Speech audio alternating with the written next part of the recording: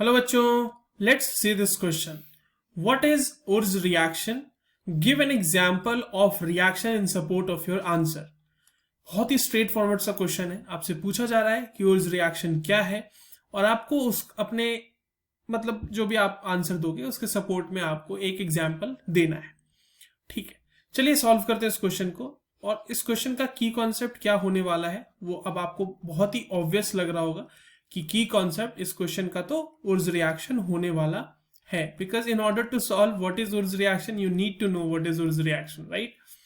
तो Wurtz reaction क्या है? Wurtz reaction is a coupling reaction. ठीक है, ये एक तरह का कपलिंग रिएक्शन है. पहले आप ये समझ लो कि कपलिंग रिएक्शन होता क्या है. कपलिंग रिएक्शन में क्या होता है कि आपके पास दो मॉलिक्यूल्स हैं.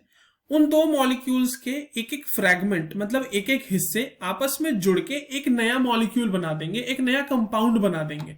तो ऐसे रिएक्शंस को हम कपलिंग रिएक्शन कहते हैं. अब जैसे मैं आपके सामने एक नॉर्मल सा एग्जांपल लिख देता हूं यहाँ पे. लेट्स से कि आपके सामने RX है यहाँ पे और ऐसे ही दो RX थे मान लो.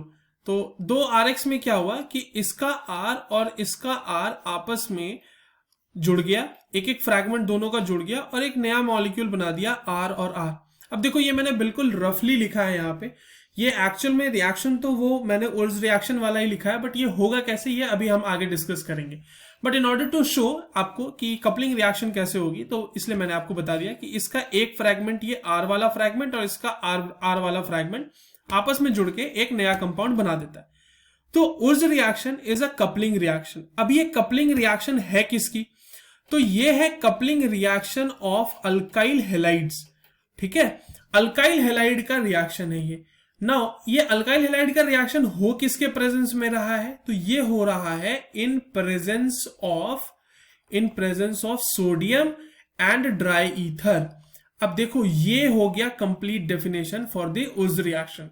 सो उर्ज reaction is a complete reaction of alkyl halide in presence of sodium dry ether. और प्रोडक्ट आपको क्या मिलेगा? अब नया कंपाउंड बन रहा है ना, तो प्रोडक्ट क्या मिलेगा? To form an alkane. ठीक है, टू फॉर्म एन अल्केन.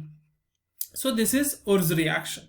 अब इसके सपोर्ट में हमें एक आंसर मतलब एक रिएक्शन देनी है. तो चलिए इसका मैकेनिज्म भी मैं उसी के साथ आपको एक्सप्लेन कर दूंगा. चलिए एक रिएक्शन ले लेते हैं जहां पे मैं मिथाइल क्लोराइड का CH3Cl का रिएक्शन करा रहा हूं. अब देखो यहाँ पे 2 मोल चाहिए इसके क्योंकि आपस में जुड़ जाएंगे ना वो दोनों. तो इसका रिएक्शन मैं करा रहा हूं सोडियम के साथ. Sodium dry ether, sodium in presence of dry ether.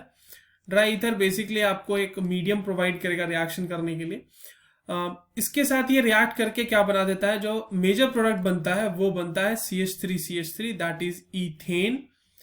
और साथ में जो साइड प्रोडक्ट आपको बनेगा वो बनेगा NaCl जो कि 2 मोल बनेंगे. तो ये हो गया एक रिएक्शन. अब देखो इसका मैकेनिज्म समझो होता कैसे है. पहले ये तो समझना बहुत जरूरी है हमारे लिए, मैकेनिज्म इसका होता कैसे है.